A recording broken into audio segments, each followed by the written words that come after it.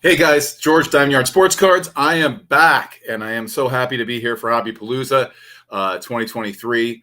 I have a little help with my friends. We're going to do the sets that made us, and this is going to be our third installment of this. We did it last year and the year before with an original member, Chuck, and Don's Field of Dreams Cards, and James Elite Hunters. So I'm going to welcome those guys in now. We're going to talk about T206. We're going to talk about 53 Bowman, 57 tops, 67 tops, and the pinups, and 78 tops if we get to it. So there'll be a lot of cards here, a lot of card talk, and it's going to be a lot of fun. I want to thank Bench Clear Media for allowing us to do this again this year, and these three guys for helping me out. Also, if you could consider donating to Signatures for Soldiers to help our servicemen and women, that would be very much appreciated. Mike will be putting that on the bottom. And so, guys, how are you? Let's just go around. Chuck, how are you? I'm great. Glad to be here. Reunited. It feels good. Yeah, we did this back in 2021. Chuck did the 33 Gowdy set. I think I did 1960 tops. And Don, you did 76 tops. How are you doing? I'm doing well. I'm third year in a row doing this, so it's awesome. And James, you're helping us out, and I appreciate it. So you're going to be doing 67 tops today as well. So that's going to be a lot of fun. Yes, thank you for having me. Thank you for re-inviting me after I did the 52 set last time. So that was fun. So I'm happy to be back. And I remember last year I left some stuff out. I didn't leave out James' mantle, the 52 mantle, but I did leave out some beautiful landscape cards that he had sent over. So I made sure, I think I got everything that you guys sent me for this slideshow. So we're going to start right now with Chuck on T206. This is a monster of a set, and it's a great set and one of the best in the hobby. Chuck, tell us about T206 and your journey and how you got into collecting it. Yes. So I got back in the hobby after a 35-year hiatus in 2018, and I jumped right into the 33 Gowdy. And that wasn't enough. I started pursuing a whole bunch of stuff, buying up all the dream cards. So I just went crazy. And at the 2000, what would it have been? The last two Chicago conventions ago, nationals ago, I was just throwing money everywhere. I saw the T206 in person for the first time and snapped up a few of them just to have a representative example. And I kind of put it to the side. And then Heritage Auctions had an 8 or 9 part auction series. And it went over about 2 or 3 years. And it was busting up the largest T206 collection ever assembled by David Hall. And David Hall, for those who don't know, was one of the founders of, or was the founder of Collectors Universe, parent company of PSA. And he had assembled and done incredible research to curate a T206 collection of every back and the best of in all kinds of categories. And I found that in studying the examples, I just became mesmerized by the whole David Hall collection being busted up. And there's so much history to the T206, obviously. We all know about it. Some out there might say I lack imagination going after T206 when there's so many other, pre-war corners that are more scarce. But I just think this is a golden age of baseball captured beautifully on these cards. Thrilled to participate in that David Hall auction. And what I started doing was I was kind of, and you'll see this if you look here, listen back into some of my earlier videos that I posted on my YouTube channel, is that I was kind of feeling my way. And the path I started taking because of these David Hall Heritage Auctions was I started targeting the very best example of these players in the back. So let's just use, so you'll see some of these. I sent these photos into George here. And I thought it was real interesting. I recognize that I can't afford to get, a Honus Wagner or let's say a PSA 8 or Ty Cobb or, something crazy like that. But I could get some of these fine examples here, well-centered, clean, no wrinkles. And, I'm I'm a PSA collector, so I was getting these in PSA back. Now, let me pause for a second. I just checked before getting on today that there are 270,037 PSA T206 cards graded. So these are not scarce. There's probably about 300, 400, 500 per player. And then, of course, for those, we all know there's just 38 different unique backs to T206. So I decided that the first thing I wanted to do is get the single best graded example of a player in a particular back. Let's look at Claude Ritchie here. Claude Ritchie is in an EPDG back, and EPDG on a rarity scale of backs is more on the scarce side, not rare. So I'm drawing a distinction there. But this example on the right of Claude Ritchie happens to be in a PSA 6.5, is the highest graded PSA example of Claude Ritchie in an EPDG back. So that's how my thinking was working. And so I own 74 T206 cards right now. There's 520, 524, if I'm remembering correctly. And I got to tell you, it's exhausting. It's exhausting to my financial budget. It's exhausting to really pursue this because it takes so much time to assemble. I'm not a patient guy when it comes to the hobby. I want what I want. I want to get it now. And so many of these cards are held in collections that just don't become available very often.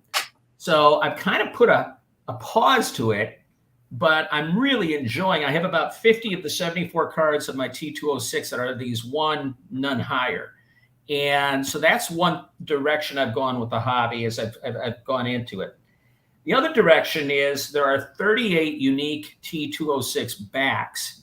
And presently I have 23 of the 38 backs. So the next level up that I'm going after is a Carolina Brights. And these are probably $5,000-$6,000 for a PSA 5 or 6 in the auctions. And so you got to say to yourself, A, do you want to spend that kind of money? B, do you want to spend that $5,000-$6,000 on, just to get it back? I mean, am I really committed to this kind of rare air as opposed to, say, putting that into a mantle card or something else? And so that's where I've kind of stalled out, is that I haven't seen these in the kind of the one none higher that I'm targeting. And I'm kind of thinking, is this really where I want to take the big dollars and deploy them? And the answer I have right now, and James and I were talking about this earlier in the week, and that is no. So I've kind of hit pause, and I don't know when I'm going to pick it up. So this is one of these projects that I have started on, and maybe it's going to be stop-start as other collections get busted up and auctioned off in the years ahead. But these aren't scarce if I just wanted to build the set. But boy, I enjoy these cards. I love looking at them. I love thinking about the history of them. It just evokes so much for me, and I just can't get enough looking at them. And looking at the portraits too, like these are great action poses. And contrary to the portraits, these action poses, you could just dive right into that field. You know what I mean? It really, they're fantastic. The skies in the background, the colors.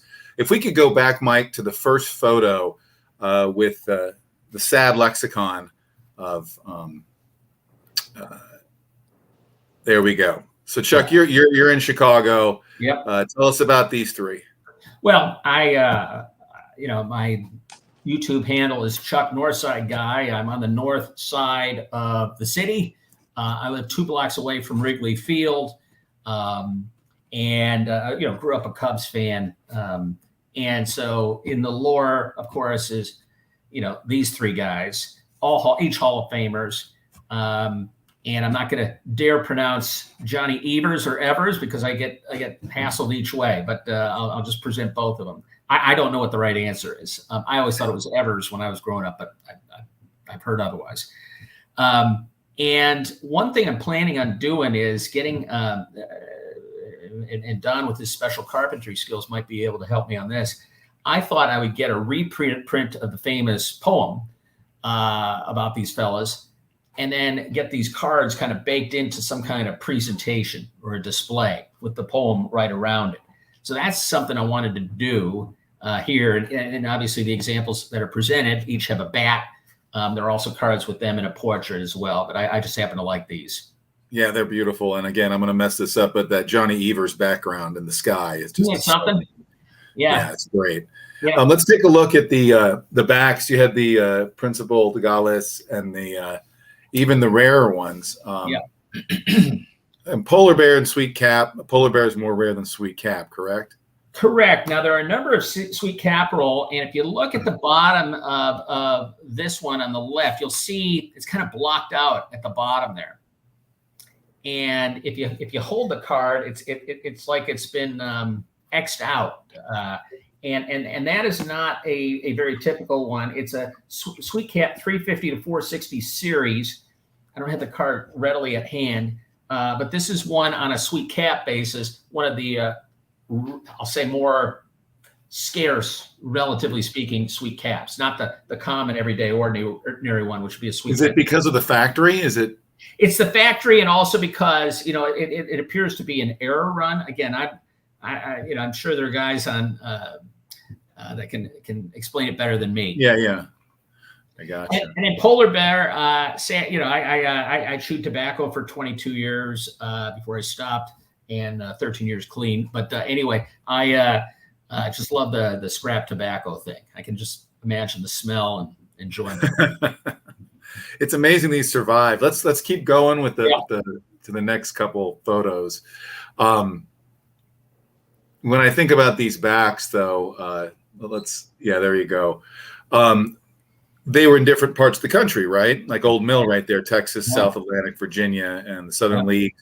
These are produced in different places. Isn't that a beautiful background? I just love that Southern League. And there are collectors who just go after these Southern League cards. And so any auction you're in, you're going way up. And that's an expensive way to do a T206 is go after these Old Mill Southern League cards.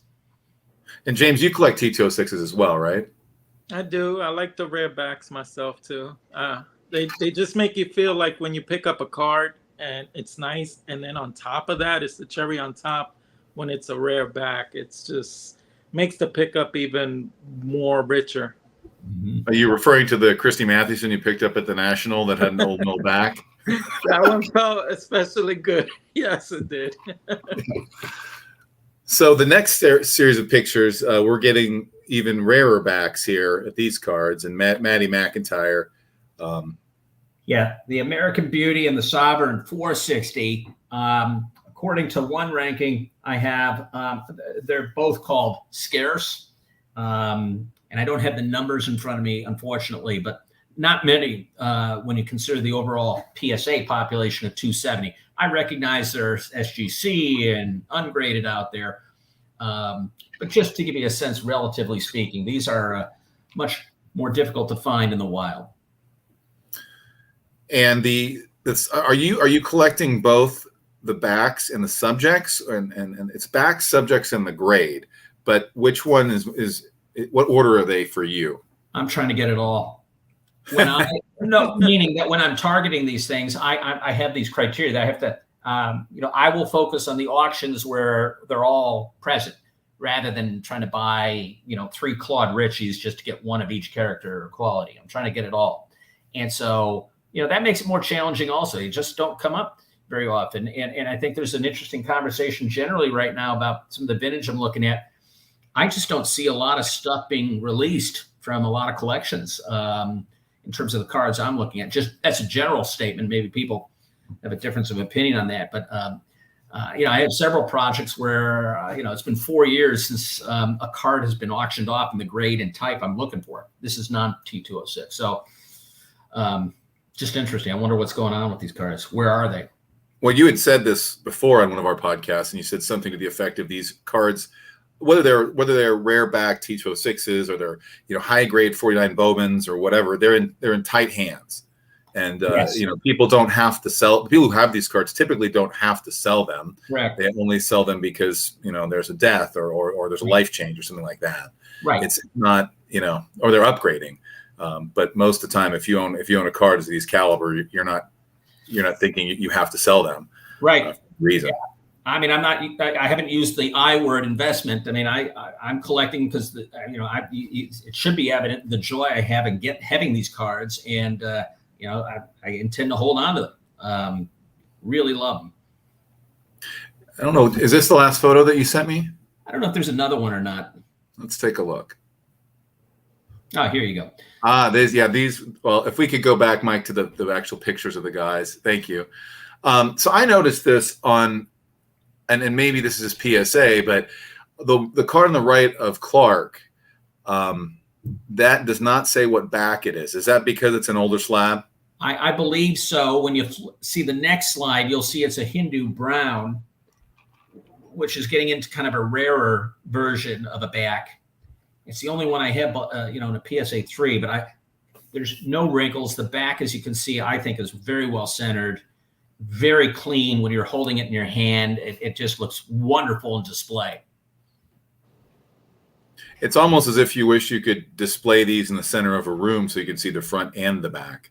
Oh, wouldn't that be great? And again, I'll go back to Don. Don, maybe you can make a front and back display case where I can, walk around and see both sides. I don't know. I'll get right on that, Chuck.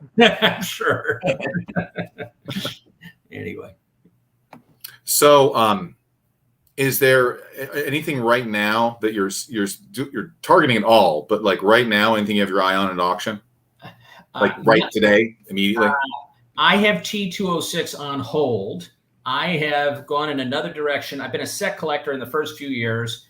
I've done a couple of things. One, I've really been selling aggressively on eBay all my modern and ultra modern cards. And the reason for that is, what really gives me joy is the vintage in two different eras. The boyhood era of my life, which is the 70s, and then pre-war. In the 50s, I'm going after select players. So I'm about to begin a Mantle run, continue a Jackie Robinson run, and Willie Mays I've been actively picking up this year. So I'm just getting players that I want in the kind of grade and example that I want. And so that's where I'm going to put my dollars. I just haven't seen either examples or anyway, and I'm waiting for prices to soften up as the economy softens up here. So, and I've seen that a little bit on the margin for some of these players. I had serious FOMO during COVID of a lot of these things, and I'm kind of glad to see some of that softening out now. Yeah, I think that's the case too. I mean, it's not totally completely soft, but it's definitely gone down a little bit. It makes it a lot easier for all of us to get the stuff that we're really looking for. Mm-hmm. Chuck, thank you so much. Thank you. Thanks. You bet. All right, James, we're going to move on. Or I'm sorry, Don, we're going to move on to 53 Bowman and 57 Topps. So maybe you could tell us why you gravitate to these two sets. These are two of my favorite sets for the 50s. And one of them I feel gets a lot of love. And the other one, not that people hate it, but I don't think it's on the top list. And if you look real close here, we got two of the same cards from the same year. Not really, but there's, people could say this doesn't have much to it. It only has writing, but the 53 Bowman doesn't have anything on the front. But I think they're both great classic sets. It's the first year for both of those companies to have photographs. The 53 Bowman, the 57 Topps. 57 Topps was the first year they put their full stats on the back. I just love the portraits of or the photographs of both of them. A lot of people gravitate to the 53 Bowman over the 57 Topps, and I do agree the photography is a little bit better. And I'm not including the black and whites that are also in this set. And again, like these two Spawn cards I shown, the 53 Bowman is way nicer in my opinion. But the 57 Topps, if you're a Hall of Fame rookie collector, I believe there's 6 rookies in that set. You got the 2 Robinsons, Mazeroski, Bunning, missing 2 off the top of my head. I can't remember what they are. Do you know what they are, James? You guys have any ideas? Robinson, Bunning are the 2 headline, Mazeroski. Oh, man, I'm drawing blanks right now. Robinson, Drysdale, Swan. Drysdale. Oh yeah. And I forget it. And someone says, Yeah, John says Herzog. yeah, Whitey with the sunglasses. So for me, I would only be collecting 5 of those because I don't collect the guys that became Hall of Fame managers, but they weren't Hall of Fame players in this set. So, and this Kiner here, just I love the Bowmans and the Topps because of the stadium backgrounds that you see. They're so classic in the 50s. Just beautiful cars. Mike wants to pull another one up here. Yeah, they do such a great job. Bowman does of getting the stadiums, and here you go again with Gil Hodges. Yeah, the old advertisements in the background, kind of like what Chuck was saying with the T206s, and there's a classic one right there in the dugout. And I think the Bear and Mantle are both in the dugout on there, so they've got some great shots of that from the 53 Bowman. On the 53 Bowman, what are the keys in that set are going to be what? Mantle, Musial, the Pee Wee, obviously. Reese. Yeah, I don't believe there's a rookie card in that set. I could be wrong. But it seems like Bowman is just. I mean, they would eventually, perish in 1955, but this is a really good effort here that they made. I don't know, I guess so. Bowman 53 Bowman is a beautiful set. 53 Topps is really beautiful as well. So that competition, I think, made the cards better from both of them. The design's better. And I believe I've heard this from some of the guys that are really into this set, and I know Chuck is really into this set as well, is that doing these photographs will pretty much broke them financially.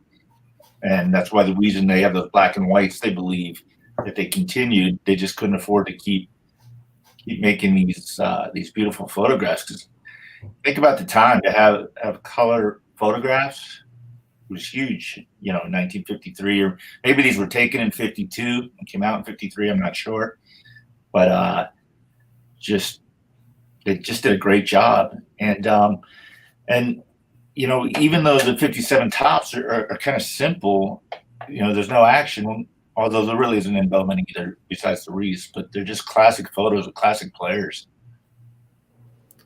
Yeah, this which one do you guys? Let's go to the next picture. I think it's 57 Topps. Yeah, there we go. Okay. Which photography do you guys think is superior, the 53 Bowman or the 57 Topps? Bowman. The Bowman. 53. Yeah. And I would agree with that. I agree too. Yeah. I feel like the Topps is washed out a lot, and it's like they didn't really have a handle on how to photograph things correctly. It's almost like high definition versus like analog. I mean, Bowman looks like high definition to me, Right. even though it's 4 years prior. Right. But I think it's those are sets that I didn't really pay attention to. Then one day I'm like, these are very similar. Like when I put my hand over the writing on the other one, and it never dawned on me, and I'm like, wow, they really look quite a bit alike. Yeah. But the quality I agree, is better on the Bowman. Yeah, I never thought of that until you pointed out for this to do this, that these, like, if you take the Henry Aaron or the Hank Aaron in the Milwaukee Braves outfield away, it could be a Bowman card. Right. It's just that's the only thing on it that makes it distinctive. And also, I feel like Topps, right here, this is a perfect example that they were just being careless, right, with this card, with this subject. Yeah, especially like how do you mess this guy up? But they didn't have any competition at this point. That's true. That's true. And they didn't even bother correcting it either. No. They didn't give us 2 Hank Aaron's. What's the next one we have here, Mike? That's a great one. Yeah, that was my very first SGC purchase right there. And I know some of you haven't not yet made an SGC purchase, but you PSA guys. But this is one I think you can say, though, the background here is really good. I mean, it's beautiful. It is. And I like the two-tone the yellow and the red with the names. I think that adds, especially on this card. Yeah, it makes it pop out quite a bit. It does. But, there's a very underappreciated rookie card right there. And that's what one of the people in the chat said earlier, that at the very beginning, I mentioned we're doing 57. I'm trying to figure out who it was, but somebody immediately said 57 Frank Robinson. Is it Defects of Life? 57 Topps Frank Robinson, still underrated. Absolutely. And I saw on a show, and I don't remember who it was, that they didn't like this card because they felt like he was choking up. And I disagree with that. I still think it's a great card. Like, that doesn't bother me at all. I don't know where their perspective on that was. But I think it really shows you how he's younger. I mean, he looks younger, but right. You know, he's trying to stay with the big league team. He's choking up on the bat. He wants to, you know, stick around. I also like the fact it says Red Legs on it instead of, you know. Yeah, that's cool. I think it's great. It's so hard, this card specifically, so hard to get it without that snow. Yeah, and the centering's tough too. I mean, you can see on mine here, it's off top to bottom, but yeah. Okay. James, do you have the 57 mantle? I presume you do. Yes, I have the 57 mantle. I was looking at that card for years, and I had no idea that there was a guy they airbrushed out. Oh, in the background of that card? I literally didn't know it until like 2 years ago. Huh. Yes, to the left of him. I don't know if I submitted that one or not. I don't think so, but okay, I may not have. Yeah, here we go. So here's where I just did some comparisons of cards from the same players from the both sets. So get your opinions. Which pose do you like better? I like the Bowman.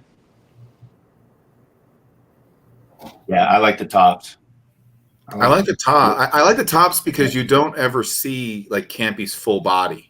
Right. You know, like it's the first time I think on a card I saw his full body, and you're like, man, he's a stout dude. You know, like he's really stocky and strong. Yeah. Well, Even though I think the Bowman's fantastic too.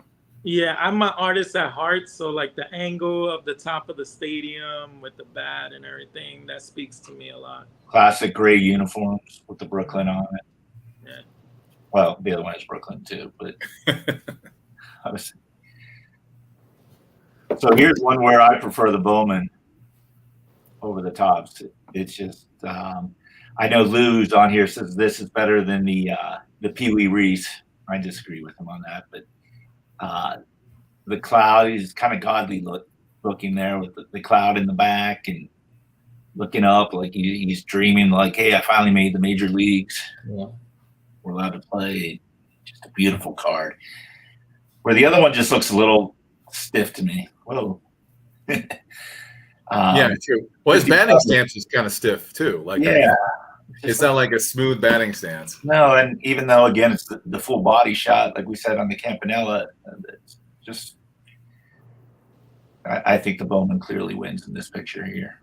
Yeah, I think you're right. And James, by the way, I agree with your artist idea on the Campanella because, yeah, you think about the Campanella, the Bowman Campanella, and then this one. These could be paintings. You know, they could be a painting. I could see that Minoso card right there. Like the background would be like an orange, yellowish orange background, and anyway, it is a beautiful card, and you know, it's a great set. I think I need to go buy some of them. Really nice. So Ron, thank you. I appreciate that. Yeah. For going over that.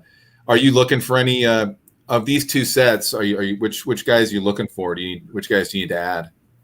For the I need the Duke Snyder and Mantle for Bowman, plus a few others. For the rookies, I need for 57. I need Brooks Robinson and Mazeroski. I have the Drysdale and the Bunning. So I still have, even though I have a lot of cards in both of these sets. When I say sets, I don't do the full sets. I just do the Hall of Famers. There's a ton of Hall of Famers in both of these sets to collect. You know, like 33. Well, they keep adding more with Minoso and Gil Hodges. You know, right. They keep, you know, I feel like, you know, these players are getting the benefit of the steroid guys not getting in, so they feel compelled to, you know, reassess these guys, which they should. I mean, Manny Minoso had I think he had other than Mantle, I think he had the highest outfielder WAR in the American League for like 5 years in a row or something. Not that they knew about war in 1955. Right. But, All right. Well, thanks, Don. I appreciate it. James, we're going to go to you next in 1967 Topps. Yeah, this is a set that, much like the ones that Don brought up, the picture, I think that Topps started to focus on the photography a lot more on this set, and they simplified their card design with the team logo and the names. They almost made it very in discrete areas where they just allowed for the picture of the player to pop, and they did a lot of posing shots of the players, which is why I like this set so much. So it's the simplicity and a lot of how would you say, good shots of players, and when they're centered like these 6, which I have up, they just look brilliant to me. I love this set for that reason. And of course, with vintage cards, it's a crapshoot, but makes it fun when you find one centered and you get to pick it up. I really love this set. I love that Don Sutton pose. Yeah, it's a classic pose of his. Yeah, that's great. And then Tommy Agee looks like Cespedes there to me. Am I wrong? He looks like Cespedes. Does. Yeah. Billy Williams looks great in that pose, man, with the orange, with the Cubs. I love that card of his. It's one of my favorite Billy Williams cards. And then I bet kids were going after that Tony C there. Yeah, he was quite popular back then. And we have a Hall of Famer there in the bottom right corner with Cott. Mm-hmm. Yeah. Newly minted. It's definitely a good set to get into for Hall of Famers. As I'll show, I have a bunch of cards I displayed. And it's just, in the 60s, there was a lot of nice sets. They concentrated on designs and color schemes. And then it's like with this one, they just simplified it, which is why I tend to gravitate to this one. Here you have a whole bunch of nice ones. These are not as centered, but I wanted to show these all together was because even if they're not centered, you still get to enjoy these pictures, man. I mean, I love that Willie Davis. That Willie Davis, he's having fun. It is a fun-looking card. I really love that one. And it shows the diversity of what they were doing. They weren't just taking, like, batting stance poses. There was a lot of different types of poses. The Gaylord Perry looks really good, too. Oh, I love that Gaylord. It's a great – if you look at Gaylord Perry's cards, all of them, this is one of the best ones where they pictured him in a cool action pose almost, because the others he looks like he freeze framed himself in a pose, but this one looks like he actually took a throw and they caught him in stride. Yeah, but the 75 Topps is a really good one as well of Gaylord. Yeah, that one's I like cool that one too. too. Hey Don, what was it like to open packs of 67 Topps back in the day? It was wonderful, you smart ass. I was born that year, I'll give you that. All right, we could go to the next one, Mike. All right, so with these, I just wanted to show how cool it was that they did the dual pictures of the teams, and they had a little like a nickname for each team, which is I found really cool. And then the leaders cards, in which you get to have a bunch of Hall of Famers sometimes put together. And in some instances, it's the last time you could own something of Sandy Koufax because his career ended abruptly. And this is the last year you get to see him with Topps, which is pretty cool. Unless, of course, you're somebody in this. I'm not going to mention names, and he happens to own the Venezuelan copy, which is one of my holy grail cards I'm looking for, the Retirado. Oh, you're talking about the 67 Venezuelan Topps. That one. That is a gorgeous card. I love this card. I love how he's holding that ball right in your face. Oh, perfect card. Yeah, and you're not just talking about today, just about 67 Topps. You're going to talk about the pinups, and Topps was issuing all kinds of different cards in 67, and these Retirado cards, and then the regular Venezuelan Topps cards, which are super difficult to find. And this one too. I mean, it's the Koufax has got the back is the back is kind of destroyed, but that's the way they all were typically with the Venezuelan issues. I think they actually had a book that came out that encouraged kids, hey, paste them in these books, like as if you weren't, you were doing something wrong. Right. No, I just to get one, I don't care if it's like half mangled. I'd consider myself lucky. They don't come up often. Yeah. So in the next slide, you'll see that it just has a lot of Hall of Famers, as you could tell. Some on the way out, like Whitey Ford there, and Frank Robinson, Luis Aparicio with the Orioles, Cepeda there. That Cepeda makes me laugh because it looks like he has a black eye. He took a pose there with a black eye. I love that picture of him. Oh yeah, his left eye, right? Yeah. Yeah, Well, that was his MVP year, I think. it was his MVP year. And I was forced to pick it up because there was no other sets in '67. But man, I do not think they did him justice with this one. Now, I want to also mention that these cards that we're showing, that everybody is showing, these are cards from our own collections. These are not cards we've taken pictures from the internet and stuff like that. These are cards that we own. Just that's I think what we really enjoy these cards, and it's. Yeah, that Whitey Ford there. Is that like the 10th card that he has that pose in? Yes. Yeah. He has that similar pose in a lot of cards. It's very redundant, but that's one of the poses they had pitchers take a pose in, and I guess it's one of his favorite poses. I don't know, but yeah, it is redundant with Whitey Ford. But yeah, these are the guys who are long in the tooth, and then they have some great up and coming Hall of Famers in the next slide. That it's just this set is chock full of Hall of Famers. I love and that 66 is the first, or 67. Frank Robinson is, I think, is his first Orioles card as well. Mm-hmm. Now here you got Steve Carlton with his first solo, because in '65 he shared the card, and then in '66 he wasn't in the set. So this is the first one you get to have him by himself. The Tony Oliva, I love that card. He's got the black glove, the gold tooth. He's having fun. This card just speaks so much to me. I love that card. I love Joe Morgan's card because if you know Joe Morgan, when he came up to bat, he would twitch that shoulder, and I could see it in that card. Like he's about to get ready to swing that bat and do the twitch with his elbow. I like Oliva's batting glove there. It's pretty slick. Fight the power. And then the Pete Rose is a great card too. Great image of him. Early Pete Rose. Tell me, am I wrong here? The Carl Yastrzemski, the MVP year for Carl Yastrzemski, Triple Crown year, right? Yeah. It always looked to me like it was almost like his face is almost like it has makeup on it or something. Like it's a 1920s with the rosy cheeks. It really always looked like I kept looking at the card. I'm like, is this an actual photo or they airbrushed this thing?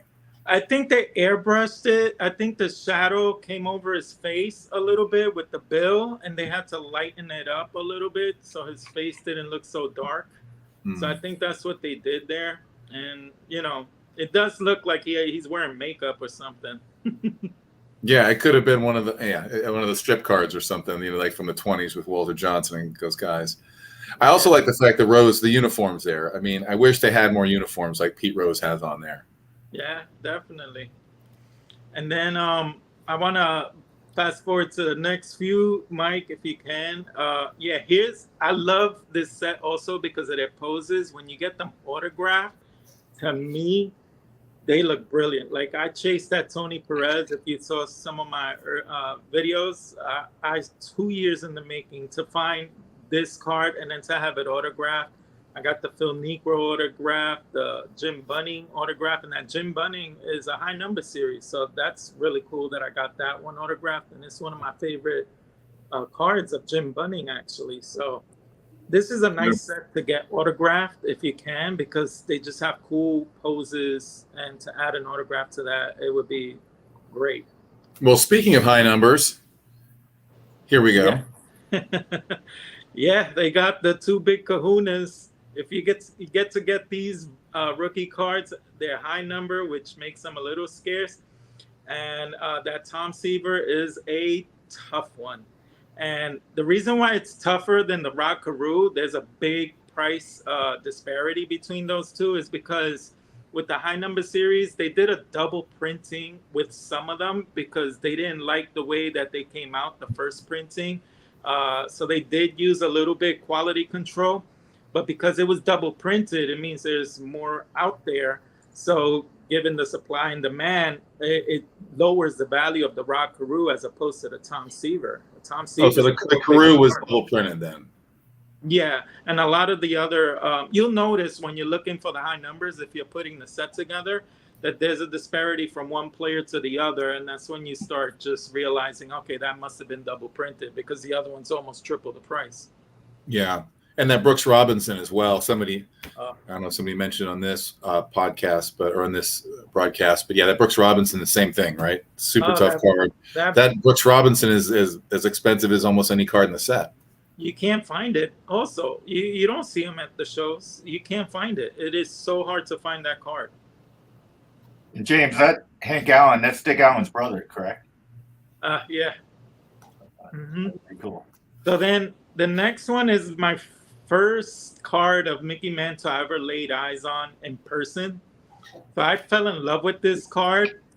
And what's funny is a lot of people hate this card of Mickey Mantle from all his runs, but this one to me felt like it was just amazing. It's my first time I ever saw a Mantle card in person, and it looked glorious to me. And it's just so funny to me that so many people hate it. Yes, right there, White Sox Tom, ugly photo in the comments. Bingo. Yeah, that's interesting. Yeah, that Mantle card is. I like the Yankees in red. That's cool.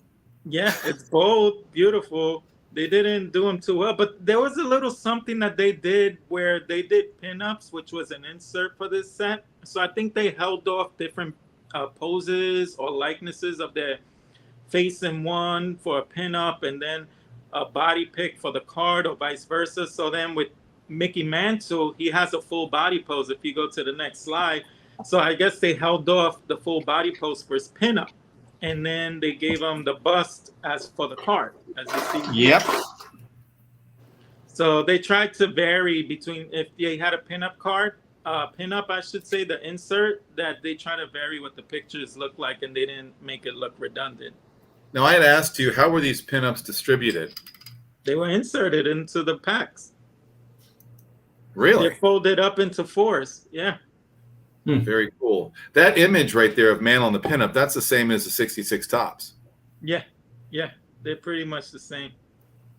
And I like the insert set because it's just mainly the stars of the time. I think it's 32 players, if I remember correctly. And it's so hard to find them. They're condition sensitive. If you handle them, they're like a newspaper thin. So it's hard to find them where they don't have cracks in the creases or they're all wrinkled up. And most of the time, you're going to see really good pictures of who's who, the players. Like you see here, it's Ron Santo again, Joe Torre, Don Drysdale. They're pretty much in the prime of their careers, the Alou brothers. It's just great pictures of them. They're not huge. They're like 5x7, I believe, if I remember correctly. But they're nice, sizable enough that you could stick them on your notebooks or whatever, or up on your bed frame. And it was something that as a kid, you would love to have these to get a surprise that this is inserted in the packs. I'm pretty sure thrilled them, you know? And then there's a lot of nice players in this. It's chock full of the names. Look at that. Juan Marichal, Al Kaline. I love that McCovey because it looks like he's hitting his name. Like he's hitting the ball there. I love that one. If you remember the Carl Yastrzemski, he had a full body pose where you say he looked like his airbrush, but this one had just his bust. So it's really cool variance between the pictures that they use for him. And the Joe Morgan looks cool. He looked like he was batting with the, like I told you, his elbow twitch. And over here, he's fielding. So they really mixed it up with the players. They didn't give you the redundancy. I can't think of, other than his 66, Morgan is fielding, right? The Rookie Cup card. Mm-hmm, the Rookie But I Cup. don't remember him having many other cards where he's fielding. Maybe like 81 Donruss or something. Right. And that's what he was well known for, was his fielding, which is funny. And I like the uniform also of the Astros. It's really cool. Mhm. And then my 4 favorite, which you'll see in the next slide of the inserts, are Clemente. I already showed you the Mantle, the Maze, and then my favorite out of the whole 67 is this Hank Aaron, which I had autographed. So when I got this one autographed, it was like, that was it. The pinups did it for me. I was like, I gotta get them all now. That's awesome. Yeah, these pinups, they're just so well. It's again reused picture, not 66 Mays, right? That's the same photo as the 66 Mays. Yeah, yeah. You just look at these guys and how many like all time ball players are in this set in the 60s. It's just amazing. Yeah, yeah. And then what's funny is it's a great set, but this one actually birthed the 69 design. If Mike, you want to bring me up, I just want to show you how they were the same design for the 69. So you got the 2 here.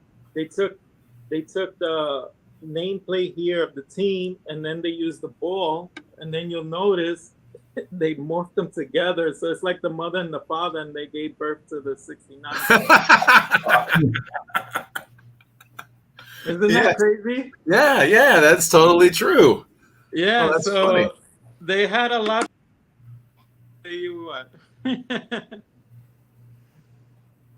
Are we back? Yeah. Okay. Yeah, it was as if they said, well, we don't want to spend too much for our creatives. Let's just see if we can merge these two. Yeah. So the design did a lot for 67 itself, and then they used it again for 69. I guess it was very popular. Outstanding. Well, thank you, James. I appreciate that walk through the 67 set. Yeah, you're welcome. Thank you. I'm going to talk about last set. Is going to be the year that Every Which Way But Loose came out, and the year that Grease came out, and a bunch of other movies. But for me, this set is the first set I can remember opening packs of, and I was probably that season 5 to 6 years old when this set came out. And you know, it's just such a cool looking set to me. But maybe, a lot of people may not like it, but I just felt compelled to do it because there's a lot of things going on in baseball at that time. And so it's a 726 card set in 1978, which was bigger than any other set before it. So I guess there were 660 cards in 74 through 76. And so this leaders card, there's record breakers, league leaders, playoff and World Series highlights, and rookie stars. But these leaders here, I have my boy Rod Carew there, and the Cobra. And when you look at the back of these cards, you see Rod Carew led the league with a 388 batting average in 1977, and it's kind of making you thinking, oh, nobody's going to do something like that. And then we see Luis Arias this year doing what he's doing. But these leaders cards, I mean, I say all-time Hall of Famers because Dave Parker should be a Hall of Famer. But the leaders cards are really cool on this. Next photo, Mike, if you could. And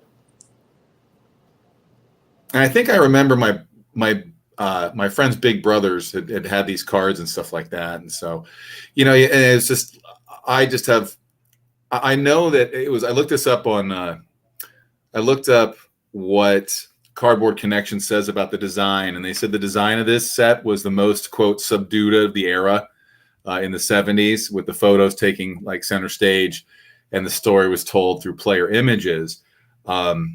So it is really about the photos of these cards. And, you have like these American League stars here. James, do you, be more serious now, do you guys, Chuck and Don especially, do you guys remember opening these packs? Oh, yeah, absolutely. Yep. And James, do you remember it?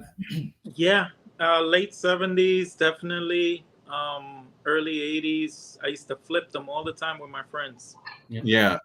These were, I mean, this set to me, it just, I can still taste the gum, and that red wax pack. Right. And I did some research, and I guess 78, they raised their prices. The packs went from 15 cents a pack, which they had been like 75 up, and they raised it to 20 cents. but I guess the idea here was you got 14 cards in a wax pack in 78 as opposed to 10 in 77. So I guess if you do the math, you could buy a retail wax box for $7.20. So I really like these. These are the American League stars, and that's why I put them up there. That like the Jim Rice card to me right there. I mean, people talk about how Jim Rice was like such a difficult guy, but I mean, that's a great Jim Rice card. He's just excited. He's going to win the MVP. Yeah. So, and the Brett and the Carew and Munson, obviously. And then you have that shield. I love that all-star shield or badge that they have on there. I think I wanted to collect every card of any guy who had an all-star badge. Sorry, Chuck, no Cubs here. But these are some, well, former Cub there, right? Lou Brock. Oh, that's right. But these are from the National League. The National League was full of stars too. Here's an example. You had veteran stars like Carlton Brock, and then you had up-and-coming stars like Seinfeld star Keith Hernandez and Gary Carter. And anyway, so next up photo, Mike, or next one. And then I had to put in some Pittsburgh Pirates for you, Don. Thank you. And keep going. And the Reds, the Big Red Machine was kind of winding down while the Pirates were ramping up. And James, I have something coming up here for you, and the Dodgers too. I love that Don Sutton card, by the way. I mean that to me is just, and Tommy John, they had aces, but that Don Sutton card with the sideburns and the fro, and these guys, I think they both won over 20 games multiple times. Yeah, there we go. What do you think of that, James? Reggie, you got to throw those onto the field, man. I After did every cut home that run. the original candy bar. Yeah, the original one. Oh, you got it there, Chuck. Yeah, I There do. you go. Next. And by the way, for anyone who wants to take a walk down memory lanes, you can buy boxes of this online, new boxes. They re-released these Reggie bars. So Really? yep, go look online for them. But this is an original. I'm obviously not going to eat it. Nice. That is hilarious.